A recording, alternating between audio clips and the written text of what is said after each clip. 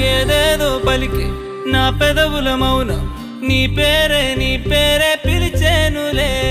నీ పిచ్చితోనే అల్లాడే ప్రాణం నిన్నేలే నిన్నే